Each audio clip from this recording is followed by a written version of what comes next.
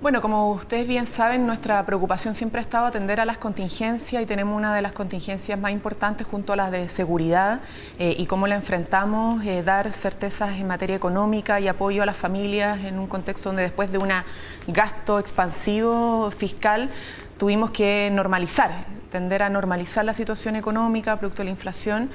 Y si bien tenemos buenas expectativas para el segundo trimestre de este año, de hecho pasar de 2 dígitos a 1 dígito en la inflación, este primer trimestre todavía va a estar un poco difícil para las familias. En todo este proceso de normalización tenemos que apoyarlas y en eso se diseñó un conjunto de medidas, dentro de ellas la duplicación del bono marzo, el bolsillo electrónico, sí, también para justamente compensar las alzas de los costos en la alimentación principalmente de las familias y otro tipo de ayudas y aumentos en los recursos respecto a las cargas familiares, sí, los medicamentos también, ¿no? Y los medicamentos, por cierto, se aumentó considerablemente la lista de medicamentos para reducirlas, ¿no? Porque ahí, bueno, es algo que viene histórico, ¿no? La gente y sobre todo las personas mayores se quejan mucho, no solo del tema de las listas de espera, sino que también del precio de los medicamentos. Entonces, esto es una ayuda concreta. Y, bueno, la mayoría de estos anuncios requiere trámite legislativo, sí, modificaciones legales, y nosotros ya presentamos los proyectos de ley y por lo tanto esperamos que esto se resuelva antes del receso legislativo en el Congreso Nacional. Por eso nos interesa que, sí, dentro de todas las polémicas que han habido entre acusaciones constitucionales, indultos, sí, podamos hacer que el principal esfuerzo y la principal dedicación del Congreso esté centrada en resolver estas ayudas económicas cuanto antes y así seguir avanzando las soluciones que la ciudadanía espera del Estado. Y en las conversaciones con la oposición principalmente, ¿usted ve esa disposición a poder aprobar todo el paquete antes del receso legislativo? En general sí, nosotros aprobamos, por ejemplo, la ampliación de la cobertura de la PGU. Hay más de 70.000 personas que no estaban pudiendo postular a la pensión garantizada universal, hoy día lo pueden hacer. Luego queremos aumentarla de 194.000 y fracción a 250.000 pesos en el marco de la reforma de pensiones. Pero claro, cuando se pasan días discutiendo temas asociados, ¿cierto?, a otros, diferencias políticas o temas que están más asociados a otro ámbito de acción, como el tema de las acusaciones constitucionales, obviamente cada hora que se destina a eso se pierde en avanzar en esas medidas. Sí. Pero no es que no haya disposición, en general tenemos disposición de aquello. El problema son los tiempos, ¿no? Sí. Y hoy día es urgente resolver estas medidas que la gente está esperando para que en marzo podamos ya entregarlas a todos los beneficiarios. Y poquitos días para el receso. Ahora, ministra, la esperanza está ahí puesta de que estas medidas puedan frenar los proyectos de autopréstamo, que son una preocupación para el gobierno, por supuesto. Van por carriles distintos. Nosotros siempre evaluamos en su mérito las necesidades de la gente y vamos obviamente analizando y respondiendo de manera responsable ante esas necesidades de apoyo económico. El tema de los autopréstamos ha tenido otro espacio de conversación, eso se rechazó además casi por unanimidad en la Comisión de Constitución, queda la sala, pero como bien lo dijo el ministro de Hacienda, más que autopréstamo era autoengaño, era más que incluso los otros retiros. Y por lo tanto, ese fue el principal argumento, más que el político, ¿no? El argumento jurídico, el que llevó a que incluso personas del ala opositora no quisieran continuar con esta acusación constitucional porque no tenía mérito alguno. Por lo tanto, ratificó esta posición del Ejecutivo. El ministro no solamente contó con el apoyo del gobierno, sino que contó con el apoyo de personas que estaban capacitadas, ¿cierto?, y entendieron perfectamente en cuanto a los argumentos jurídicos que esto era algo improcedente. Usted lo pudo escuchar seguramente en el debate. Había argumentos que se planteaban, argumentos jurídicos, pero sobrevolaba toda la discusión cierta animadversión contra el ministro Jackson, incluso sí, de senadores, de parlamentarios que son oficialistas. ¿Cuánto influyó, cree usted, esa sensación, esa distancia que se generó con el Parlamento, sobre todo cuando él fue ministro secretario general de la Presidencia? Bueno, esto es una acusación constitucional que inició el ala más radical de derecha en el Congreso, y que tenía, como les decía anteriormente, serios problemas en términos de argumentación jurídica, inconsistencia. Entonces, partió como una iniciativa política sin sustento jurídico, pero claro, en el debate se cruzó con apreciaciones políticas sobre el desempeño o, qué sé yo, la actitud y el carácter del ministro, y eso contaminó además aún más la discusión, ¿ya? Y la alejó de lo que corresponde, que es la legalidad, la admisibilidad o la constitucionalidad, ¿cierto?, de los argumentos que se presentan en una acusación constitucional, que es una herramienta, por cierto, legítima, que se usa y no hay problema con eso. Pero claro, uno no puede usar las acusaciones constitucionales para hacer puntos políticos sobre si me cae bien o me cae mal un ministro, si quiero que esté más presente o quiero que esté más lejos, sobre sus declaraciones o apreciaciones políticas. O sea, estamos hablando de una herramienta que establece o busca establecer responsabilidades constitucionales, personales de una autoridad pública. Y eso, obviamente, el debate que se generó estaba totalmente alejado de lo que justifica una acusación constitucional. Ministra, ¿y hay alguna autocrítica respecto al uso de las acusaciones constitucionales? Por ejemplo, el mismo ministro Jackson aprobó 11 de 14. En el gobierno anterior hubo 2 acusaciones contra el presidente de la República. ¿Hay una autocrítica respecto a esa actuación en el pasado de su sector? O sea, que yo creo que es importante insistir en que las acusaciones constitucionales son herramientas legítimas para ser usadas, ¿ya? Y para establecer responsabilidades políticas, jurídicas y constitucionales de las autoridades. El tema es que los efectos prácticos que está teniendo hoy día, por ejemplo, esto, es que, como te decía, perdemos mucho tiempo en temas que son de urgencia. La reforma previsional no es solo un tema estructural, es un tema urgente, porque busca aumentar ahora las pensiones, no solo a las futuras. Sí. El paquete de ayudas económicas también busca resolver y dar respuesta ahora a las personas. Entonces, más allá de eso, que en el pasado decía la gente, y no es así, nosotros nos necesitamos. Lo concreto hay que constatar, hoy día que no está generando más, no tenemos mayoría. Y además porque avanzar entre todos, porque si uno fue a tomar una actitud soberbia, diría, bueno, nosotros vamos a seguir solo, porque no la sabemos. Entonces, por eso es tan importante para nosotros que se entienda acá que muchas de las urgencias ciudadanas requieren respuesta no solamente del gobierno, sino que de las instituciones políticas, las instituciones democráticas, del Estado y de los partidos políticos que forman parte de esta democracia. Le preguntaba lo de la autocrítica porque, claro, muchos leyeron en esto una pasada de cuentas, por lo mismo, por todas las que apoyó el ministro Jackson, digo. Claro, es que si entendiéramos o legitimáramos las acusaciones constitucionales de hoy día como un revanchismo, bueno, es otra discusión.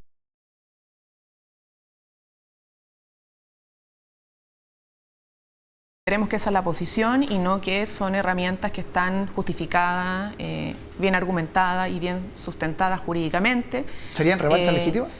No, digo que si ese es el argumento, entonces lo sinceramos y le damos legitimidad a la lógica de la venganza o del revanchismo. Yo creo que eso no es parte del debate. Y le damos legitimidad a la lógica de la venganza o del revanchismo. Yo creo que eso no es parte del debate, más allá de que uno podrán criticar las acusaciones constitucionales pasadas, pero si creemos que efectivamente estas tienen que ser bien usadas y no por lógica revanchista, entonces, bueno, usémoslas bien y en los momentos que corresponde y no como formas de golpear al presidente de la República o un ministro o una ministra de Estado cuando por el otro lado no tienes nada que jurídicamente la sustente. Entonces ahí está el punto y sobre todo en este momento, como le decía, porque se nos exige dar respuesta en materia de seguridad, en materia económica, pero por otro lado para dar esa respuesta necesitamos el tiempo suficiente para tramitar esas iniciativas en el Congreso y en conjunto con las fuerzas de la oposición, como lo que pasa con la mesa transversal de seguridad, porque aquí podríamos seguir avanzando nosotros, como lo hicimos con los consejos contra el crimen organizado, la entrega de vehículos, la modernización, ¿cierto?, de las instituciones policiales, pero hay muchas cosas que requieren iniciativa legislativa. Solo presentar y para eso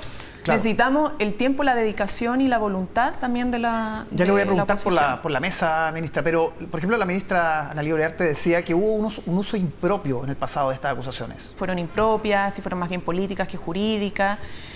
Cada una tuvo su razón de ser. Uno puede juzgar en histórica... La mirada de su colega del gabinete. No, yo creo que sí, efectivamente. ¿Sí? En el pasado es la evidencia de...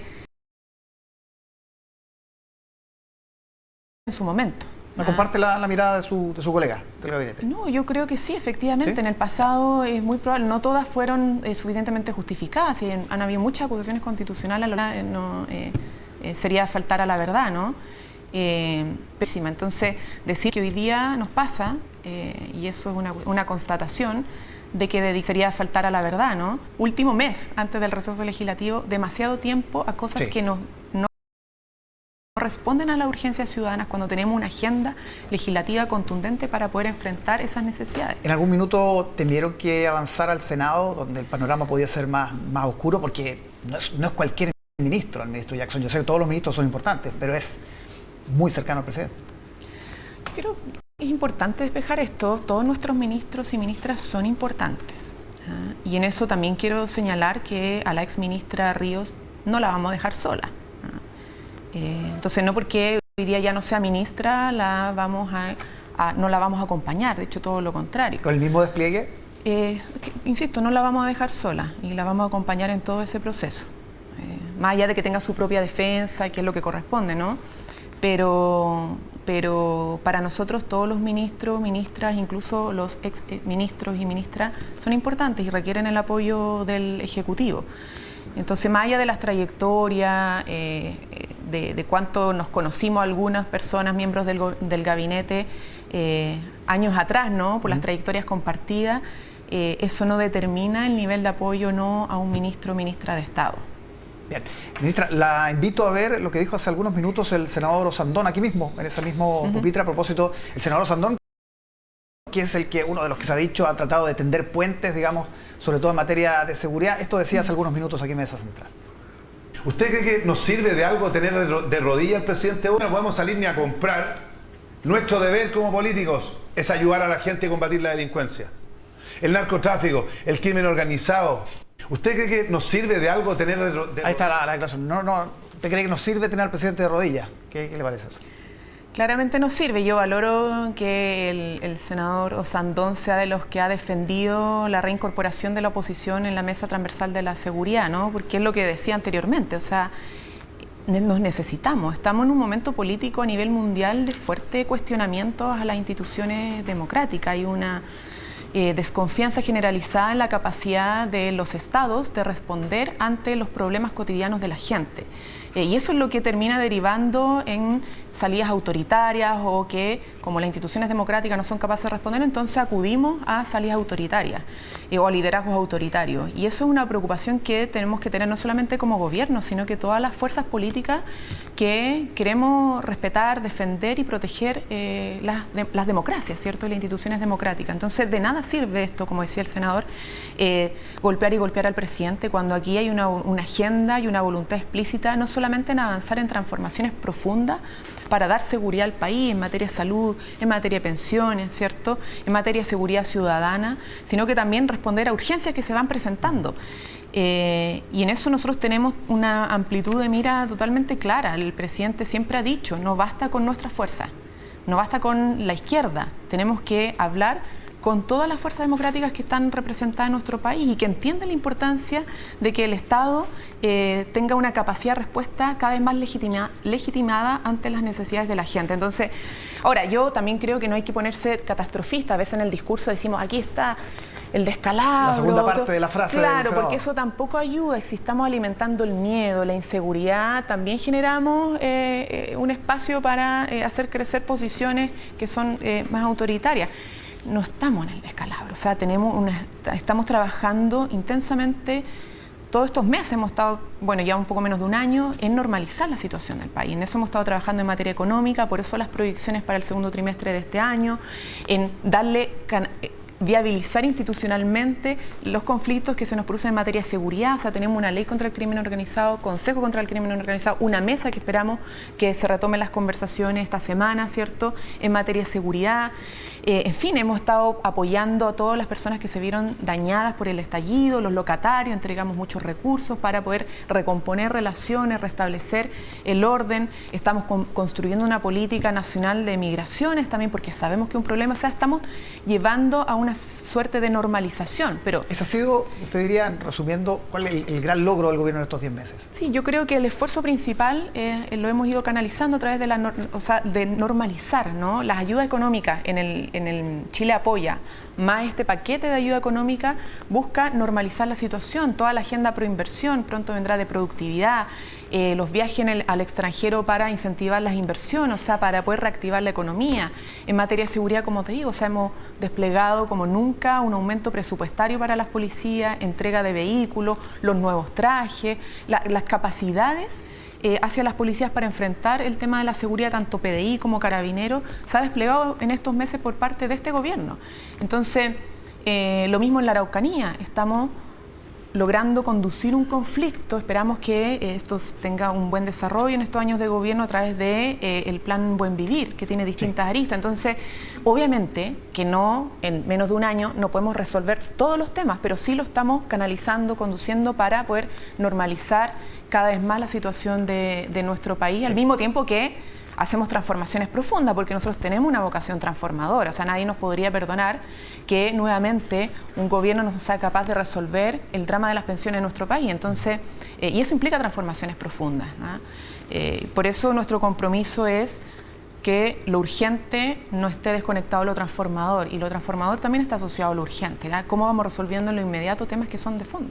Ministra, a usted le toca prácticamente todos los días, ¿no? Por su trabajo, salir a explicar las grandes políticas, pero también salir a resolver y apagar incendios, ¿no? Esa es parte de su pega, que ha sido alabada transversalmente. Desde la oposición le reconocen ese mérito. Lo más difícil... ¿Sí? Bueno, sí, se lo han dicho. Lo más difícil hasta ahora ha sido lo de los indultos. Sí, sin lugar a dudas. Sí, es el momento más difícil. Pero bueno, yo creo que se enfrentó con decisión, ¿no? Incluso con la salida de la ministra y el jefe de gabinete. A propósito que algunos dicen que solo las mujeres pagan costos políticos, no es así. ¿Es injusta esa crítica? Yo creo que, no sé si injusto o no, yo entiendo que hayan opiniones diferentes respecto a apreciaciones distintas, pero lo cierto es que cuando uno establece responsabilidades políticas no lo hace en función del género, ¿ya? Lo hace en función de las responsabilidades políticas que se tomen como autoridad o como miembro de este gobierno. Pero es que uno empieza a dar Iska Siches, Janet Vega, Marcela Ríos. Y así como han salido mujeres, han entrado otras mujeres. Nosotros tenemos un gabinete paritario, y todas las mujeres que somos parte de este gabinete asumimos que cuando entramos tenemos responsabilidades políticas que cumplir. Y cuando hay fallas, cuando cometemos errores, las asumimos también, ¿ya? Y no por ser mujeres no las vamos a asumir. Entonces, pero lo que iba... Eso se abordó rápidamente con decisión, porque cuando se cometen fallas, se asume la responsabilidad y se hacen valer, ¿ya? Lo peor sería que el gobierno no hiciera valer esa responsabilidad ante situaciones que son complejas. Pero para nosotros hoy día lo más importante es poder, ya que además esta discusión está en sede muy jurídica, ¿no? Está en el Tribunal Constitucional, la Contraloría General de la República, el Ministro de Justicia, el que lleva este tema, es poder volver a discutir sobre los temas importantes, lo que es nuestra agenda, ¿no? Y nuestra agenda está centrada en las tres seguridades: seguridad ciudadana, seguridad económica, seguridad social, y en las reformas estructurales, la redistribución de la riqueza con la reforma tributaria, en el cuidado de nuestra riqueza humana, que son nuestras personas mayores, nuestros trabajadores y trabajadoras, que es con la reforma previsional. Y pronto además vamos a enfrentar otras discusiones, sí, ministra, que son para de avanzar fondo. En todo eso, tienen que cerrar bien lo de los indultos. Llevamos 3 semanas, básicamente, una suerte de loop. Es que yo no muchos estoy de dicen acuerdo, que yo creo... la frase suya, que si el presidente hubiese tenido todos los antecedentes habría sido distinto, para muchos no ha ayudado a cerrar eso. No dije antecedentes, dije elementos, pero yo en esa misma vocería y ese mismo día, algo que no resaltaron y que lo dije muy claramente, es que no hay ningún elemento jurídico que cuestione la legalidad de estos decretos de indulto. Y eso ha sido sostenido por mí, por el gobierno, por el ministro de Justicia, y es lo que nos permite sostener el apoyo a la ministra de Justicia, el exministro de Justicia, y toda la argumentación en relación a lo que ha presentado la oposición ante el Tribunal Constitucional. Sí, ministra, por ejemplo, el caso de Luis Castillo, ¿el gobierno sigue creyendo que estuvo bien indultado cuando hay numerosos antecedentes de que él tenía 5 condenas, 26 detenciones previas, delitos habituales, delitos comunes? Es que vuelvo al punto, más allá de las apreciaciones políticas, jurídicamente todos los decretos de indulto están legalmente bien constituidos. Y eso es lo que hoy día es parte, obviamente, de la defensa de la acción del Ejecutivo. Porque todo lo demás tiene que ver con responsabilidades políticas que ya se han asumido, pero en términos jurídicos no hay ningún elemento que pueda cuestionar la legalidad de esto, que es básicamente lo que se ha presentado en la acusación constitucional contra la exministra, lo que ha llevado a presentar la acción ante el Tribunal Constitucional. Entonces, jurídicamente está bien, pero políticamente, por ejemplo, de Luis Castillo es un error, ¿o no? Es que vuelvo al punto, esto ya tiene una discusión que sale de lo político. Ya pasamos a esta discusión política y está centrada en lo jurídico, y por lo tanto no me puedo seguir refiriendo al elemento político porque ya esto está en sede netamente jurídica. ¿Y quién promovió lo de Castillo, por ejemplo, el indulto? ¿Algún partido? Vuelvo al punto. No. ¿Por qué dice eso? Le pregunto. No. ¿Por qué no se explica? A ver, no se entiende. No, vuelvo al punto. Aquí no hay ningún decreto que esté jurídicamente mal sostenido. O sea, todo esto está en el marco legal, son parte de las atribuciones presidenciales y es lo que nos permite señalar que no hay ningún acto que esté fuera de lo legal, fuera de lo jurídico, es parte de las atribuciones constitucionales del presidente de la República. Ahora, el caso de Castillo también de Montenegro, Sebastián Montenegro tiene fecha posterior, 30 de diciembre la firma, el resto fueron el 29 de diciembre. Eso no ha sido bien explicado, ministra, ¿cómo se entiende? Y que todo esto es una discusión, vuelvo al punto, es jurídica y ya esto lo lleva el ministro de Justicia, entonces la verdad es que no tengo nada más que decir al respecto. O sea, esto es una discusión que está en sede del Ministerio de Justicia y además en sede del Tribunal Constitucional. Revocarlo imposible, eliminarlo administrativamente no es una opción. Es que esto, y vuelvo a insistir, esto está ya en una discusión jurídica en el Tribunal Constitucional. Y políticamente... Y tendrá que pronunciarse el Tribunal Constitucional. Pero es que políticamente va a estar ahí, ministra. Seguramente usted nombraba todas las reformas que vienen. Este tema va a seguir siendo como una piedra en el zapato. Sí, pero es que yo creo eso no lo comparto, porque así lo dijo también el senador Osandón, dividamos las aguas, porque si no, no vamos a avanzar como país. O a menos que sea una decisión política mayoritaria de la oposición, centrarnos todo el año en la discusión sobre los indultos y perder de vista lo que son las necesidades urgentes de la ciudadanía. Y nosotros no creemos que eso sea el camino, más allá de que puedan existir diferencias y que las hay, y las reconocemos y es evidente. Pero si es que nos vamos a enfrascar en solo la discusión de los indultos y va a copar la agenda mediática permanentemente y no vamos a poder hablar, ni avanzar, ni trabajar en cómo protegemos a la familia de la delincuencia, cómo le damos apoyo económico, ¿cierto? Cómo le entregamos mejores pensiones, cómo avanzamos en materia de salud, etcétera, etcétera, cómo hacemos de este país un país más productivo, porque necesitamos avanzar, por ejemplo, en el tema de hidrógeno verde, litio, etcétera. Entonces yo creo que hemos perdido la brújula, si somos capaces de sostener eso hasta el final por una decisión política de la oposición. Hemos perdido la brújula y ahí lo que nos preocupa obviamente es lo que te decía anteriormente, que es que no seamos capaces las fuerzas democráticas de entender que las instituciones del Estado, las instituciones públicas, tienen que estar relegitimadas ante la ciudadanía. Entonces, si perdemos de vista eso y nos centramos solo en la discusión sobre los indultos, entonces vamos a abrir cancha a salidas autoritarias. Lo último sobre los indultos, tengo que preguntarle, ministra, sobre Jorge Mateluna, que ya había tenido un indulto en el gobierno de Ricardo Lagos. Hay una causal de denegación del indulto, salvo por razones fundadas, pero hay varios abogados, como el exministro Campos, seguramente lo ha escuchado usted, Marisol Peña, que dicen que esas razones fundadas no están explicitadas en el decreto. Vuelvo al punto. es que si no se entiende es porque tenemos un problema, pero esta discusión es netamente jurídica, entonces los argumentos son jurídicos, están en otra sede, ya esto no es una discusión política comunicacional, esto es una discusión netamente jurídica que va a estar argumentada en el Tribunal Constitucional, que lleva en particular y técnicamente el ministro de Justicia, entonces no me corresponde a mí ni dar apreciaciones ni opiniones políticas porque esto tenemos que respetar esa línea argumental, ¿cierto? Porque ya está en otra sede. Por eso no sé si me explico, pero son dos carriles distintos. Sí, no se entiende, pero... Y ya hablar de lo político puede entorpecer la línea jurídica. Esto es una argumentación netamente jurídica y yo creo que ahí está, irresponsablemente está encapsulada en ese espacio. Y en lo político, ministra, ¿hay preocupación por el desgaste que significa? Usted ha visto las encuestas, el porcentaje que tiene de desaprobación los indultos es altísimo. De que siga golpeando, que siga desgastando al gobierno esto.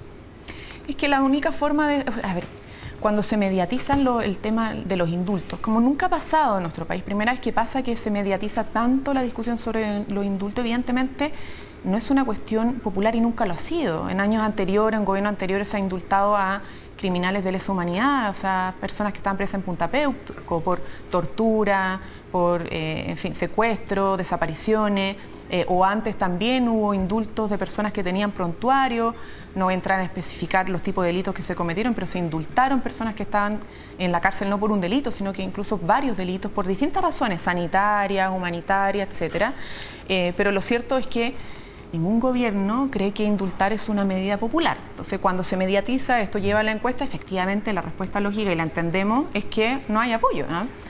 Por eso son temas que son muy específicos, de atribuciones presidenciales, que no se hacen para ganar en la encuesta, sí. Se hacen por otro tipo de razones. Una cosa es que no tenga pero apoyo, lo importante, como te decía, es que la manera de salir de esto es que nos pongamos y nos centremos en discusiones que realmente son relevantes para la ciudadanía, que requieren respuestas urgentes. Si no, esto, ¿qué es lo que se ve? Que está todo enredado, ¿eh? Entre acusaciones constitucionales, solo indulto. ¿Y dónde está la respuesta del Estado? ¿Dónde está la respuesta del Congreso, del Gobierno, de las instituciones ante los temas que me apremian cotidianamente? Entonces, por eso nuestro llamado y poner el esfuerzo principal es que ojalá podamos retomar las conversaciones en materia de seguridad esta semana. Ahí el apoyo a la ministra Carolina Toá es fundamental. Sí. Yo llamo a todas las fuerzas que puedan, a las de oposición, porque las otras están, a que sean parte de esta discusión, porque ella ha hecho un trabajo impecable, o sea, el Ministerio del Interior junto al subsecretario. ¿Y eso está cerca de pasar, cree usted?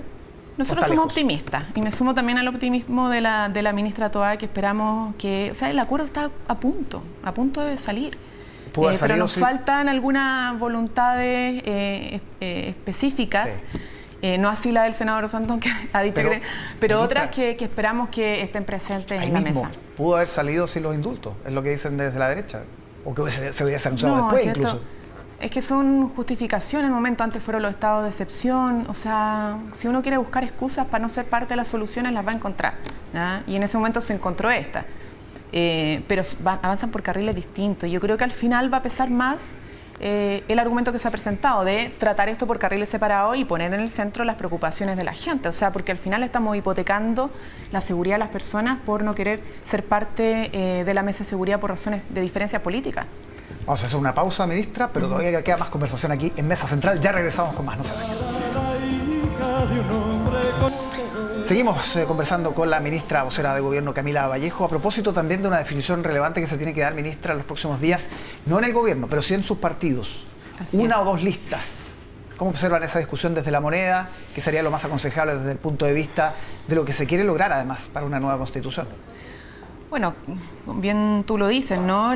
Esto es una discusión que está dando los partidos, ahí está la sede principal del debate político, pero sin lugar a dudas para nuestro gobierno, y así lo hemos dicho, lo ideal es que haya unidad.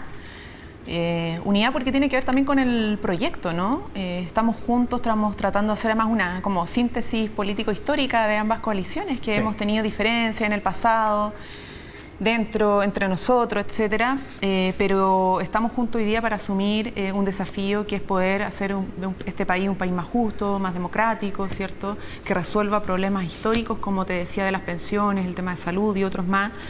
Y por lo tanto, en esa línea de coherencia, de proyecciones, es importante que el debate constitucional se pueda enfrentar también con unidad para hacer más fuerza, porque la unidad hace fuerza en estos casos, ¿no? La dispersión no hace mucha fuerza para enfrentar debates que son constitucionales y que son importantes, como al final se dibuja un Estado en Chile a través de la Constitución nueva que esperamos tener, que garantice derechos de manera más universal, ¿cierto? Que haga sentirse a la gente más protegida, más segura, que evite los abusos. Uno pensaría que estas cosas son como medias lejanas, ¿no? Pero tienen que ver con cómo queremos responder ante situaciones en nuestro país. Por ejemplo, la clase media. La gente de ingresos medios siempre reclama, con justa razón, de que el Estado piensa, o las ayudas las piensa solamente para los sectores más pobres y no para aquellas personas. Bueno, cuando hablamos de un Estado que garantiza derechos de manera universal, que protege a todos y todas, independientemente de la cuna, también hablamos de cómo el Estado se preocupa de la clase media, sí, ¿no? Entonces, voy al tema de fondo. Nosotros no somos intervinientes de esta discusión, pero políticamente nos parece importante e ideal que haya unidad, incluso lo hemos dicho, con una parte de la oposición que es de la democracia cristiana, ¿no? ¿Podría usted ver a la ADC en una lista? Bueno, han dicho que no, pero para nosotros como gobierno ese sería un escenario ideal, desde la democracia cristiana hasta el Partido Comunista, enfrentando de conjunto, a pesar de las diferencias, una idea de constitución democrática para el siglo XXI. Sí, la ministra Toá dice hoy día en una entrevista en La Tercera con Claudia Lamo que se podría provocar una ruptura política si es que no van en una sola lista.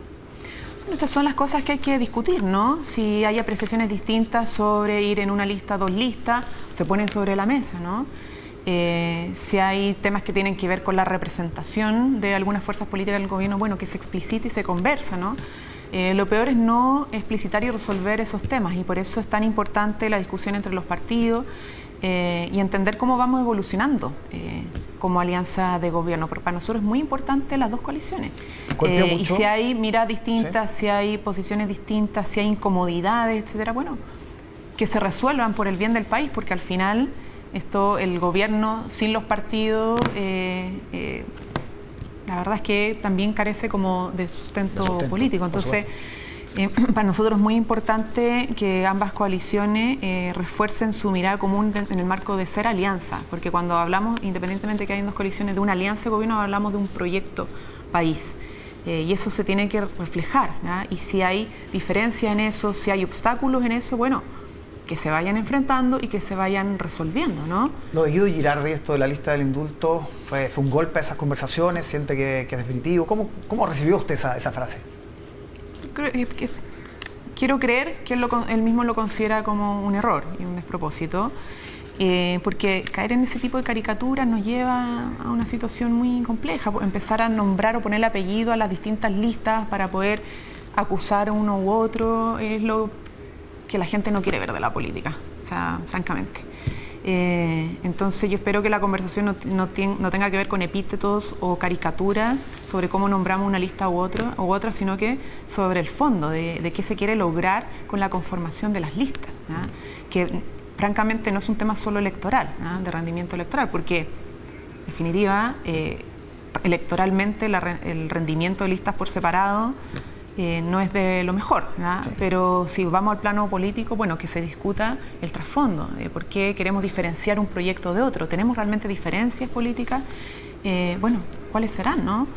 Y eso es lo que yo creo que tiene que estar en el centro de la conversación, más que las caricaturas, porque de verdad que eso no lleva a nada. Sí. La ministra Toá en esta misma entrevista hablaba de un ajuste a la manera de funcionar del gobierno, un ajuste que tiene que ser antes del 11 de marzo.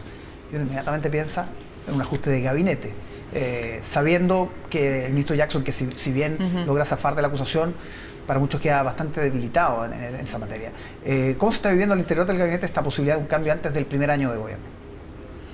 No, la ministra Toá se refería a lo que decía anteriormente, ¿no? Cómo conversamos para ver qué es lo que molesta, qué es lo que parece un desequilibrio, qué es lo que no queda muy claro sobre la agenda y cómo seguimos como gobierno, etcétera. Esos son los ajustes que nosotros hemos discutido y lo hemos discutido en el comité político, ha sido parte del debate, ¿no? Y que tiene que verse también con los partidos. Cómo avanzamos este 2023, cuáles van a ser las prioridades. Por cierto que va a seguir siendo tributaria y pensión, esperamos cerrarla, cómo viene la discusión de salud, etcétera. Pero, y así lo mismo lo dijo la ministra Toá, esto es de manual, los cambios de gabinete los define el presidente. Lo sabemos. No, ni yo, ni ella, ni nadie, ningún ministro o ministra, entonces fue muy clara también en eso. Vamos a ver cómo sigue eso. Ministra Camila Vallejo, muchísimas gracias por acompañarnos esta mañana. Bueno, muchas gracias a ustedes por la invitación y que tengan un buen domingo. Muchas gracias. Nosotros comenzamos a despedirnos. Muchísimas gracias por acompañarnos aquí en Mesa Central.